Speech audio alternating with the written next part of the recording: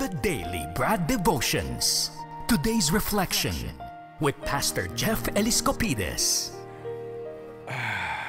Uy, no, Brad, sorry na sa labas ka na naman pala. Magpapadentist ka ulit, Pastor? Hindi, meron na tayo appointment sa Makati. Yan. Okay, sige. So, Brad, sorry to keep you waiting again kasi si Chacha, ang tagal. Ay, daldal ko na naman. Sorry, kahapon pa usapang abogado. Ngayon, abogado pa rin. Ang dami ko nga natututunan. Yung mga tanong ni Chacha, pang matalino talaga. Alam mo, Chacha, bilib ako. Thank you, Pastor. Alam mo naman.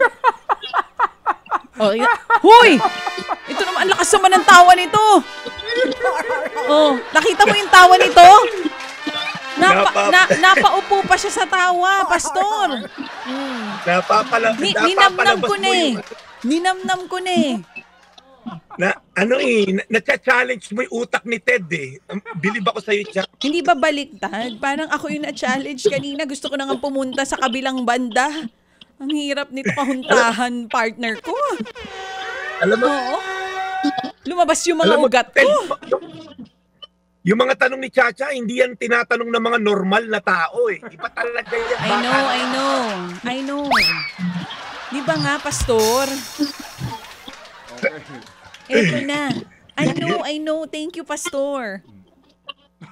Bilib ako sa'yo. Anyway. Sige. Okay, para makamove on na tayo. Ninang Cory Nepomuceno, magpagaling ka rin. Tulad ni Tatay Totoy Guanyo. Tatapusin na po natin yung series natin on parenting, godly parenting.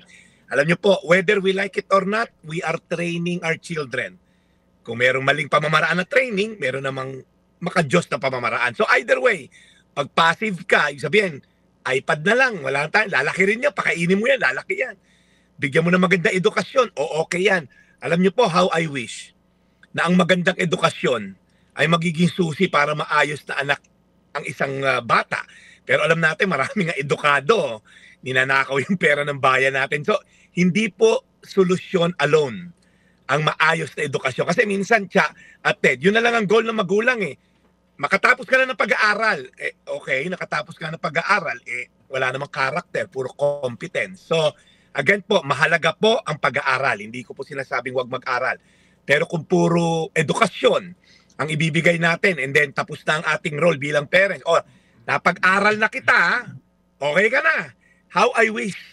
Yun lang po ang puna, pero hindi po. Alam natin naman lahat yan, na hindi lahat na may pinag-aralan ay matinong tao. Pagka may Diyos, yun po matino. Kaya ito po yung payo ko. Ang ending naman, yung role naman ng mga anak. Sabi po sa Efeso 6:1, mga anak, sundin ninyo ang inyong mga magulang sa Panginoon dahil ito ay matuwid. Sabi, children, obey your parents in the Lord for this is right. Ano po ibig sabihin ng in the Lord? Ibig sabihin po, yung mga katuruan daw po ng Diyos. Kung meron kang ipiplease, kaya mo susundin ng magulang mo, it's because they are under the Lord and because we see na ito po ay kaluguran ng Diyos. Alam niyo po, ito po ang unang pangako na merong dalawang promises. Unang utos pala rather. Marami pong utos ang Diyos, huwag kang papatay, pero walang pangako. Huwag kang papatay para humaba buhay mo, wala pong ganon. Pero nung iniutos niya, i-honor nyo, igalang nyo, mahalin ninyo ang inyong mga magulang, binigyan niya ng dalawang pangako para humaba ang buhay mo at everything will go well with you. Aayos ang buhay mo. Pag daw po natin inonor, iginalang, nirespeto, sinunod ang ating mga magulang in the Lord, okay? Tayo daw po ay magkakaroon ng maayos na buhay, masaganang buhay, may peace. Tingnan niyo po yung mga tao na walang peace. Yan po yung mga taong kinakalaban ng magulang, hindi nirespeto magulang, galit sa magulang, hindi magkakaroon ng eternal peace yung mga yan. Kasi gusto mo mang sumaya, pero yung magulang mo, inalipusta mo, hindi ka rin magiging masaya. Sa mata ng Diyos at mata ng tao, hindi po tama yon. Now, kailan mo lang pwedeng i-disregard ang magulang mo? Kapag inuutos nila ay labag sa Diyos, di ba? O anak, nakawin mo to. Anak, wag mo sundin yon. Pero overall, generally speaking, ang mga magulang po na nasa ilalim ng pangunguna ng Diyos ay ituturo po sa atin ang tamang landas. Kaya po again, gusto ko lang pong encourage mga anak, tayo po lahat, I'm sure may mga magulang pa karamihan, igalang daw po natin. Sabi dito, Efesos 6:1, mga anak, sundin ninyo ang inyong mga magulang sa Panginoon dahil ito ay matuwid. Tayo manalangin, Panginoon. Alam namin hindi perpekto ang ilang mga magulang. May mga magulang kami na marami rin pagkukulang. Pero Lord, nung sinabi mong sundin, igalang, irespeto, at the very least, ipagdasal lang namin sila. Kung hindi namin sila kayang harapin, maaaring may nagawa masama sa amin, ipagdasal lang namin sila. Alright? Ipagdasal lang namin na maging maayos din sila kung hindi sila kaaya-ayang magulang. Pero Lord, generally speaking, ang mga magulang namin ay mababait, gusto lang ang makabutihan sa amin. Igalang, irespeto, mahalin namin sila. Salamat Panginoon sa mga anak na nagmamahal sa magulang at sa mga magulang na kaaway ang anak, nawa Panginoon magkaroon ng reconciliation, magkaroon ng forgiveness, kapatawaran sa pagitan ng dalawa. Salamat Panginoon sa kabutihan mo. In Jesus' name, Amen. Amen. Panginoon, maraming salamat po muli sa magandang mensaheng inihatid ni Brad Jeff sa aming lahat today. Lord, muli kaming dumudulog sa inyo na alagaan niyo po lagi si Brad and bless his mission. Alagaan niyo po higit sa lahat ang kanya pong kalusugan.